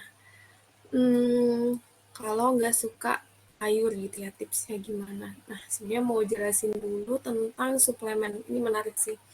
Nah, sebenarnya boleh nggak sih kita konsumsi suplemen itu? Jadi, sebenarnya untuk konsumsi suplemen itu diperlukan dan tidak diperlukan gitu ya. Jadi sebaiknya memang kita mengonsumsi makanan itu memang makanan aslinya gitu, memang dalam bentuk misal wortel ya wortel gitu kan, atau enggak konsumsi ikan ya ikan gitu. Jadi bukan dari suplemennya. Nah, tapi ternyata makanan yang kita konsumsi itu terkadang belum bisa memenuhi kebutuhan zat gizi gitu ya. Jadi semisal kita masak telur gitu, nah terus digoreng, terus gosong, nah kan udah habis sebenarnya ya zat kandungan zat gizinya, akhirnya kecukupan protein kita hari itu belum belum tercukupi gitu, atau enggak udah makan sayur tapi ternyata belum sesuai dengan porsinya, nah berarti kan sebenarnya belum sesuai dengan kebutuhan kita pada hari itu kan. Nah, jadi kalau memang mau konsumsi suplemen ini di sini tuh diperbolehkan, tapi memang ada plus minusnya gitu kalau konsumsi suplemen ini. Jadi memang positifnya adalah jadi suplemen ini bisa memenuhi uh, mana-mana gizi kita yang belum terpenuhi, tapi spesifik aja gitu ya. Nah, tapi kalau minusnya adalah ketika pada orang-orang tertentu yang memang tidak bisa mengkonsumsi suplemen tertentu itu juga nggak baik, takutnya ada masalah nanti ketika sudah berlebihan, saya udah dalam jangka panjang terus tetap dikonsumsi suplemennya itu nanti takutnya berbahaya. Jadi menurut aku sendiri kalau memang nggak suka sayur mau kasih suplemen aja gitu ya, itu dicoba dulu untuk makan sayuran yang memang sayur. Kemudian kalau memang dirasa hari itu belum cukup asupan seratnya, nah kan kalau di sayur sama buah tuh memang ada kandungan serat ya. Jadi itu yang memang kita fokuskan gitu. Kenapa kita makan sayur dan buah memang tujuannya untuk mencari seratnya gitu. Jadi ketika memang belum merasa belum cukup nih kayaknya hari ini mungkin boleh dikonsumsi suplemen, tapi jangan berbagai macam suplemen gitu, jadi kayak satu-satu dulu gitu. Nah, kalau tipsnya nggak suka makan sayur, semisal boleh dipilih salah satu dari sekian sayur gitu, misal Kak Asifani sukanya makan bayam gitu, boleh nanti makan bayam aja terus, kan memang agak sedikit bosan sih, tapi daripada tidak makan sayur sama sekali atau enggak makan wortel gitu, sedikit-sedikit yang penting pasti, jadi tetap makan dalam bentuk aslinya gitu, jadi itu dulu yang diutamakan. Nah, kalau memang mau konsumsi buah itu juga boleh gitu, tapi kalau memang dari Kemenkes sudah ditentukan porsinya segitu, berarti alangkah lebih baiknya kita mengikuti porsi dari panduan tersebut begitu. Mungkin Kak Fitri mau menambahkan? Oke, saya izin menambahkan ya Kak. Untuk Kak Ashifatu, kan tadi jika tidak suka sayur, apakah boleh digantikan dengan buah? Kalau menurut saya, eh, apa ya, mungkin bisa dibilang kurang bijak jika sepenuhnya buah ini menggantikan sayur, karena eh, pada beberapa zat gizi tertentu memang kandungan buah dan sayur ini berbeda ya. Seperti contohnya kita lihat dari pertama dari kalorinya deh. Nah, biasanya pada umumnya kalori dari buah ini lebih banyak dibandingkan dengan kalori dari sayur. Kemudian misalkan dari segi mineral, kita ambil contohnya zat besi. Nah, zat besi itu biasanya lebih tinggi pada sayuran yang berdaun hijau dibandingkan dengan buah-buahan. Meskipun ada juga yang buah-buahan mengandung zat besi, tapi tidak sebanyak zat besi pada sayuran yang berdaun hijau. Jadi, jika tidak suka sayur, yang mungkin bisa tadi dilatih lagi lidahnya. Kan banyak ya jenis sayuran di dunia ini gitu kan. Ada wortel, ada buncis, brokoli, bayam, sawi, lettuce, kemudian terong, timun, tomat juga ada yang mengklasifikasikan tomat ke sayuran dan banyak gitu jenisnya. Jadi masa sih dari sekian banyak sayur itu kita nggak suka semua, atau mungkin dari segi rasa originalnya iya nggak suka, tapi kan kita bisa variasikan, misalnya dari segi resepnya kita kombinasikan dengan buah misalkan, atau kita cari-cari resep kreatif yang awalnya kita nggak suka rasa original dari sayur, tapi karena dikombinasikan dengan yang lain, lama-lama tuh lidah kita jadi terbiasa dan malah kita jadi suka. Terus salah satu tips juga buat kita bisa suka sayur menurut saya adalah dengan literasi. Jadi kita perbanyak informasi-informasi terkait dengan manfaat sayur misalnya, atau manfaat khusus dari kandungan sayur tertentu yang bermanfaat bagi tubuh. Jadi kita tuh bisa tubuh kita bisa merelakan gitu, meskipun kita nggak suka sayur tapi kita ingat manfaatnya tuh kita jadinya makan. Jujur dulu saya nggak suka, bukan nggak suka ya, kurang suka sayuran yang berdaun hijau. Tapi setelah saya kenali gitu ya sedikit demi sedikit kalau sayuran berdaun hijau itu banyak kandungan-kandungan yang bermanfaat bagi tubuh, terutama bagi wanita. Malah sekarang kalau misalnya ada yang sayuran hijau tuh, misalkan saya pergi ke tempat makan, ya udah saya pilihnya itu aja karena manfaatnya bagus nih gitu. Jadi mungkin bisa dicoba strateginya, entah itu dari kombinasi resep atau menunya, atau dari segi literasi gizi dan kesehatannya. Mungkin itu tambahannya Kak. Oke, terima kasih Kak Cynthia dan Kak Fitri tadi atas masukannya buat Kak Ashifatu. Mungkin bisa dicoba ya tadi tips-tipsnya gimana kita bisa mulai mencintai makan sayur gitu. Mulai dari sayur yang paling sederhana, yang paling kita suka, nanti sampai akhirnya kita bisa konsumsi sayur secara terus-menerus gitu. Mungkin saya juga pernah lihat ini Kak, YouTube-nya Dewi Huges gitu ya. Mungkin Kakak pernah denger ya. Itu Dewi Huges tuh yang tadinya gendut gitu, kemudian jadi kurus gitu karena banyak konsumsi sayur. Kemudian sayurnya ada yang di blender, ada yang dimakan langsung dan berbagai macam bentuk gitu. Nah, itu mungkin nanti bisa mulai dieksplor lagi Kak Syifa terkait dengan konsumsi sayurnya. Oke, terima kasih teman-teman semua yang sudah bertanya. Ada lagi tidak yang ingin bertanya atau ngobrol-ngobrol langsung nih dengan Kak Cynthia atau Kak Fitri? Sangat dipersilahkan nih, mumpung kita masih ada waktunya. Ya, sambil ini sebelum kita tutup, kita foto bersama dulu ya kakak-kakak. Mungkin yang bisa open kamera, bisa silahkan open kamera. Oh iya, kita ada penjelasan sedikit juga terkait dengan ilmu atau course-course atau kelas-kelas gratis terkait dengan food and beverage di websitenya Baker Spice Academy. Mungkin Kak Fitri ingin menjelaskan sedikit. Saya persilahkan. Silahkan Kak Fitri. Oke, terima kasih Kak Regina atas kesempatannya. Oke, jadi teman-teman, NutriEat juga punya nih platform pembelajaran terkait dengan bisnis digital kuliner ya, namanya Baker Spice Academy. Mungkin apakah teman-teman di sini ada yang pernah mendengar sebelumnya atau bahkan pernah ikut course-nya? Kalau belum, saya izin kenalkan ya. Mungkin sambil share screen sebentar.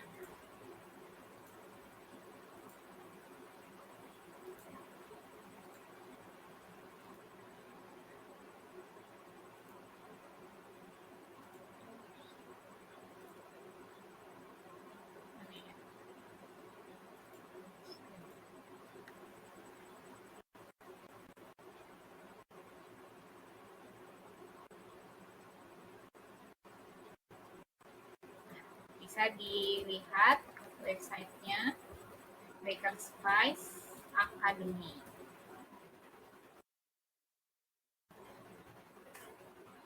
bakerspice.academy. Nah, ini merupakan platform pembelajaran bagi teman-teman yang ingin mempelajari terkait dengan bisnis, kuliner, termasuk juga gizi juga ada di sini ya. Jadi banyak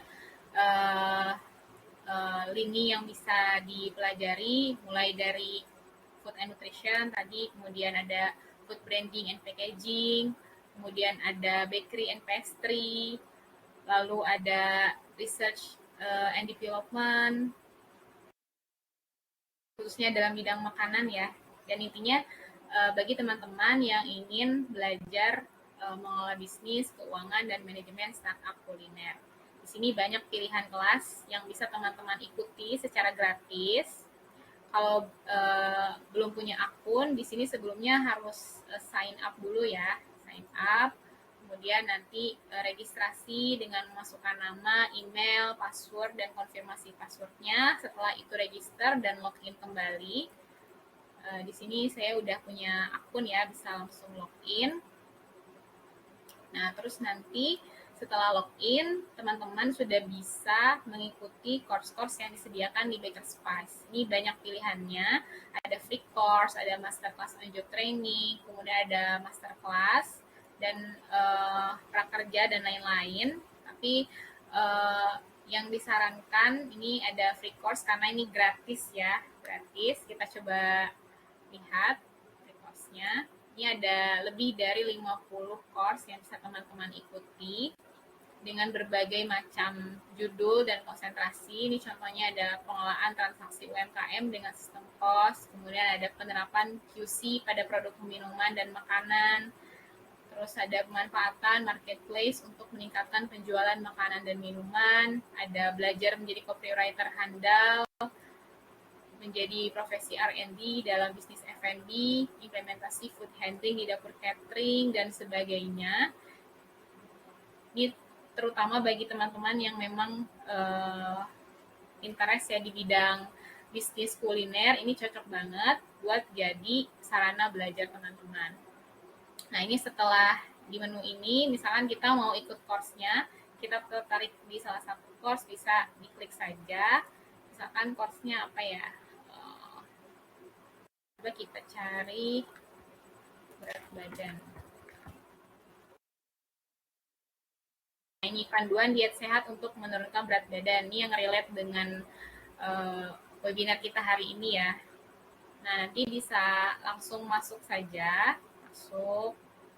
Kemudian ini tampil silabus-silabusnya atau subtemanya, mulai dari pretest, kemudian pengertian diet sehat itu apa, dan lain-lain. Ada beberapa silabus sampai nanti ada post-testnya.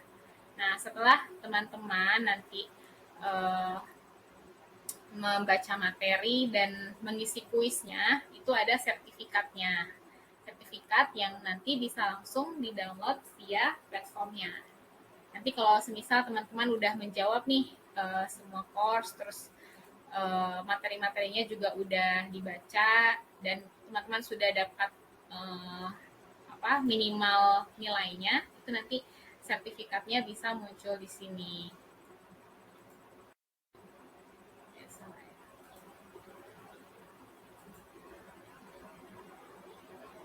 Di menu sertifikat gitu. Jadi keuntungan bagi teman-teman kalau teman-teman selain ikut webinar di Tampil ini dan mengikuti course di Baker Spice Academy, nantinya teman-teman bisa dapat 2 sertifikat, satu sertifikat webinar dan satu sertifikat pelatihan di Baker Spice Academy.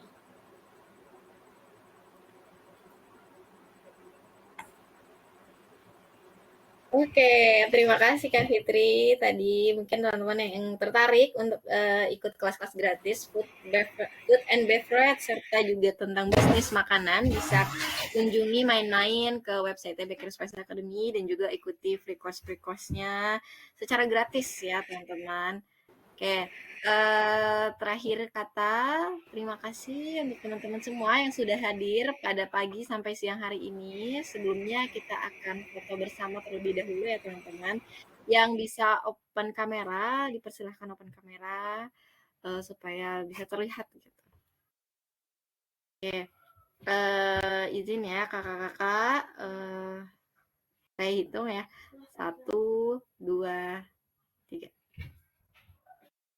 Oke, ya terima kasih banyak teman-teman. Mohon maaf apabila ada salah kata atau perkataan. Sampai bertemu kembali di Bisik Gizi yang ke-13. Terima kasih Kak Cynthia dan juga Kak Fitri. Assalamualaikum warahmatullahi wabarakatuh. Terima kasih semuanya. Waalaikumsalam. Terima kasih semua. Terima kasih Kak. Terima kasih Kak Cynthia.